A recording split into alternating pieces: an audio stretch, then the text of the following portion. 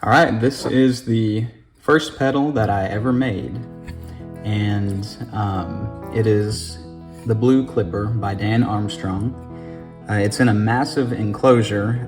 Probably just the only thing I could find at Radio Shack. Radio Shack was still open when I made this more than 15 years ago, if that tells you anything. So yeah, it has an on-off switch, a single LED, and it does one thing, and that is clip your guitar signal for a distorted effect. I didn't know anything about guitar pedals at the time, so this is actually the input and this is the output, so it goes the opposite way of most guitar effects. But let's open it up. And my wife painted this for me. Very nice. I don't have that good of handwriting. All right, here's the inside. And I actually mounted the circuit board with some screws. It is only battery powered. And yeah, that's it. I put this on a through-hole PCB. It does have a trim pot, so you can change the amount of clipping, the level of clipping. And it uses I think I put a TLO82 in here. That's that integrated circuit right there. And yeah, it's just a very simple clipping circuit designed by Dan Armstrong. And yeah, pedal number 1. All right, I'm going in order of when I made these pedals, so this is the second one. I actually built the circuit inside this at the same time that I built this over 15 years ago.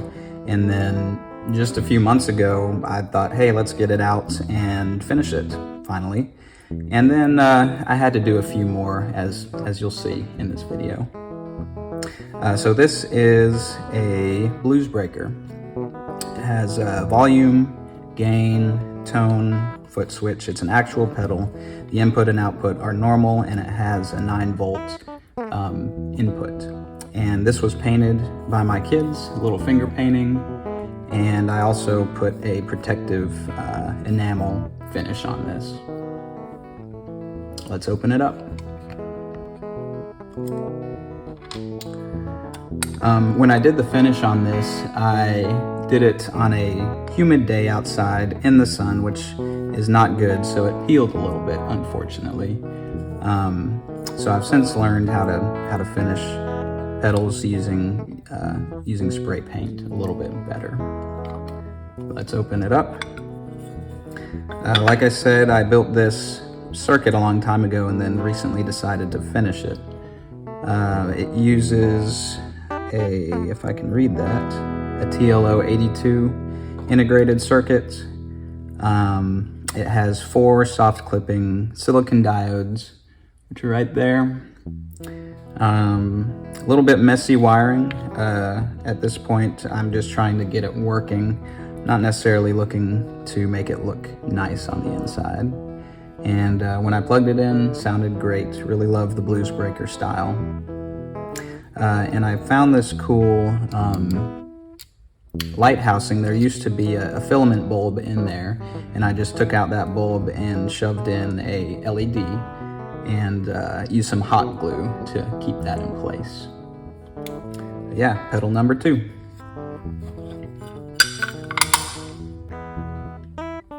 Now this is the third pedal that I ever did, and probably one of my best looking ones.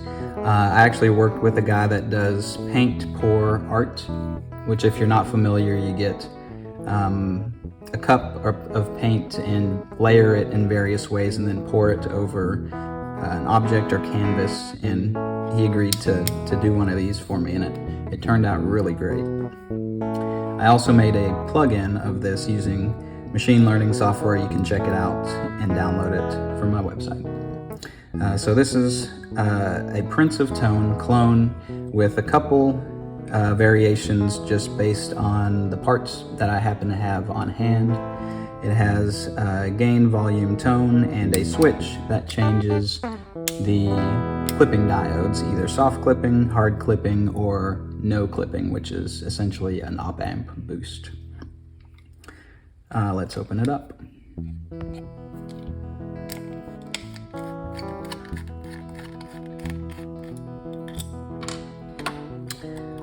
Okay, this one is a new circuit. I built this in December, a couple months ago, and it uses a through-hole PCB. I use solder to connect the points on the other side of this board and a couple of jumper cables. So I didn't buy or make a printed circuit board. It's just the components connected together with solder.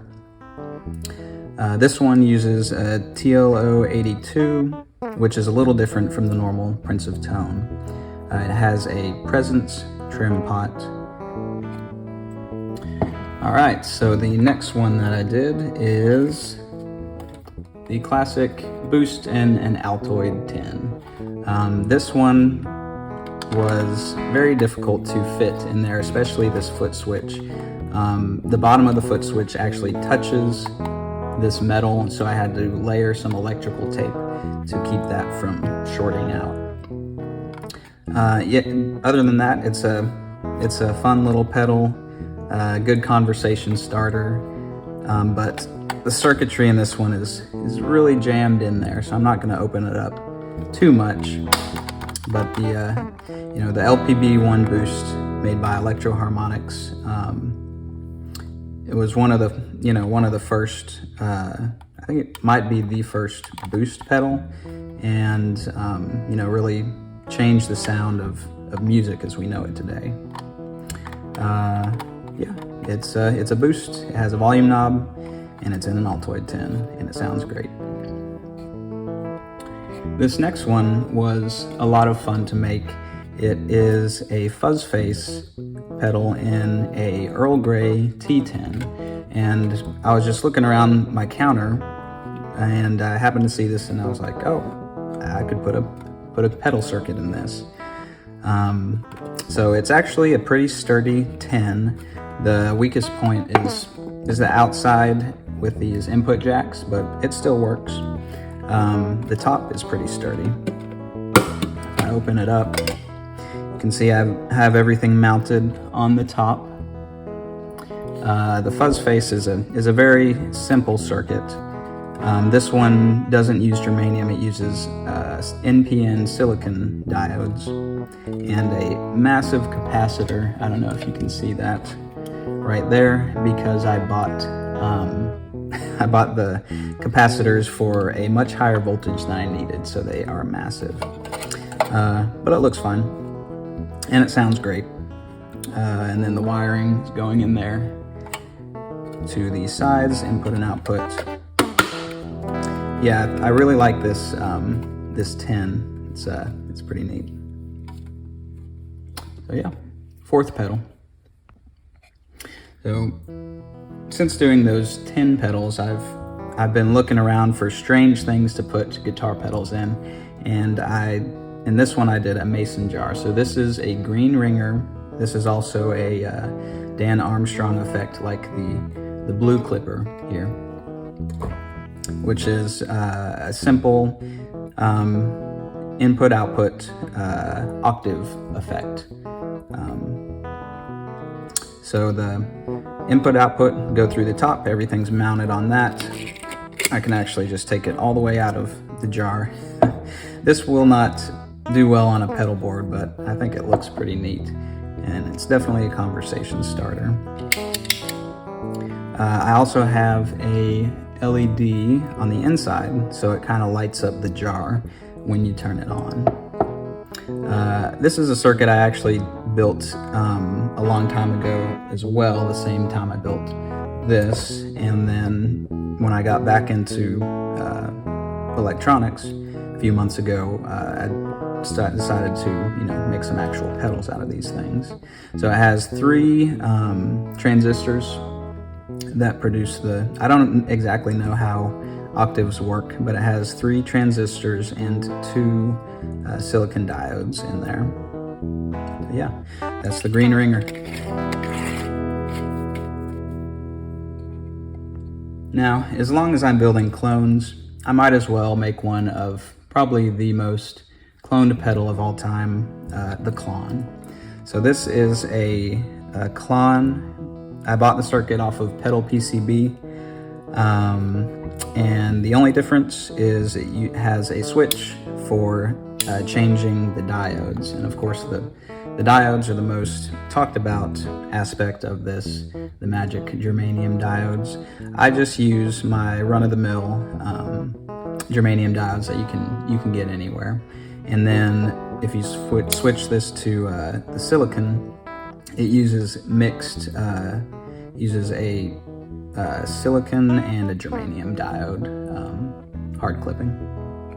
And so this is my first one that I started using stamps on. I bought just a letter stamp kit for the lettering here and here. I was pretty proud of that name. Let's see. And then I have some underwater, some sea life stamps that I found, and I think they look pretty cool on a guitar pedal. So this is Lobstaur, based on the Centaur Klon. Let's open it up.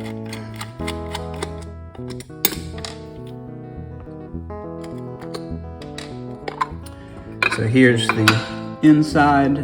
The PCB I bought off of Pedal PCB. They're fantastic. All of the component values are written on the PCB, which I love because I can just get it out and start populating the board. I have a separate PCB for the diodes, so I can swap those out pretty easily if I come across some magic unicorn diodes somewhere. Let's see. Yeah, this circuit uses a dual 100K pot for the gain. That's one of its more unique things. It's mixing in your dry signal. When you dial this gain back, it's mixing the dry signal back with the distorted signal. And that's part of what gives it its unique distortion tone. So yeah, that was a fun one to make. Pretty straightforward. This is an interesting story. So the charge pump, which provides various voltage levels in this pedal, I don't know what's wrong with it, but it gave me this high-pitched ringing noise. And after looking at some forums online, I found that if you ground this pin 7, which is the oscillator pin, then it can reduce that noise, and it worked. So that's what this random wire right there is. Alright, the next pedal is based on the Earthquaker Devices The Depths pedal, which is a vibe pedal. It makes a really cool pulsing sound. And yeah, different knobs for every knob, which is fun. And stamp on the back. So let's open it up. So this is another pedal PCB board. One of my cleaner wiring jobs, I think. Looks pretty cool on the inside. It's an optical vibe pedal, so it's this LED, this yellow LED pulses, and it changes the resistance in these photosensitive resistors, and that's what creates the pulsing effect. Okay, only 4 more to go. This is another one I put in a tin enclosure. This was a wallet that I got, and yeah, seemed to be the perfect size for some kind of pedal. This is a Big Muff Pi. It's the triangle circuit, and I got the PCB off of Pedal PCB, another one of those, and wired it up on the top, mounted on the top. This one gave me a little bit of trouble because I had a bad solder joint that took me a while to diagnose. So if you do get into this, really take your time on doing the solders. Don't rush it, or it's a pain to troubleshoot. But yeah, I really like the sound of the muffs, the Big Muff Pi, and I like this enclosure. Good stuff. Alright, this next one is, I think, really my only quote-unquote original pedal. It is based on a BluesBreaker, but I did some different things with the circuit where I use hard clipping diodes, which you can change in and out. Normally a BluesBreaker uses soft clipping, but still heavily based on the BluesBreaker. This has a wood panel on the front, which I worked with a local artist that does wood burning, and it's called the DC-3 Overdrive, and that is a DC-3 airplane, if you're an airplane buff. But yeah, this was a fun collaboration, and I think it sounds really good. But definitely some things to improve on the circuit. All right, let's open it up.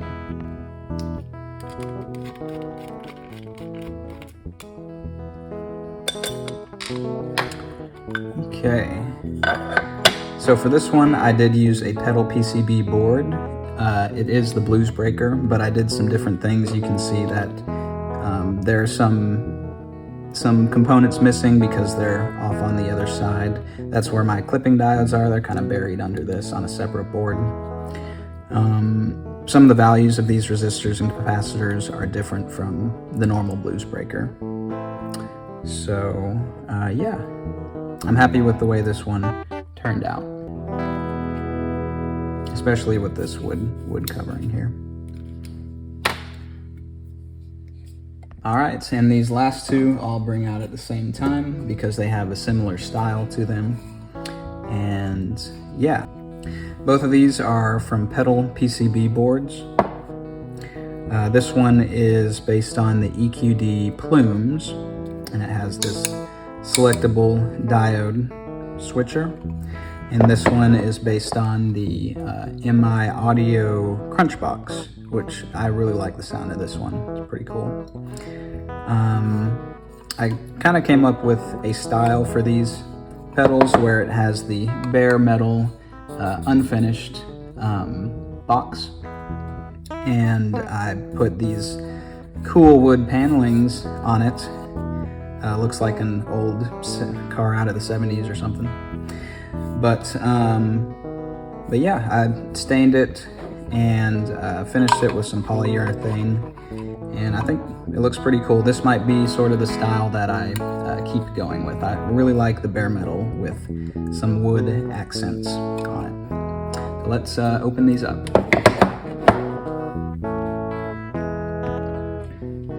All right, so first we will look at the EQD Plumes Klon. It's an overdrive. It uses a charge pump, I guess, to provide various voltages. It has a couple of diode clipping options, either with symmetric red LEDs or asymmetric silicon clipping. And I believe this is a soft clipping circuit. But yeah, it sounds really good. I think I'm getting my wiring down. Soldering is getting a little bit cleaner, and I have sort of a style to build these with. Something to note with all of these pedals I'm showing you is that these enclosures are not pre-drilled. I just buy the bare enclosure and then drill these out with a hand drill. So I just measure it out and drill it. So they're not the most precise, but I think it's turning out pretty good. So that's the EQD Plumes, and then this is the MiAudio CrunchBox. Again, I'm using my my wonderful marine life stamps. So I have a seal on that and a turtle on that.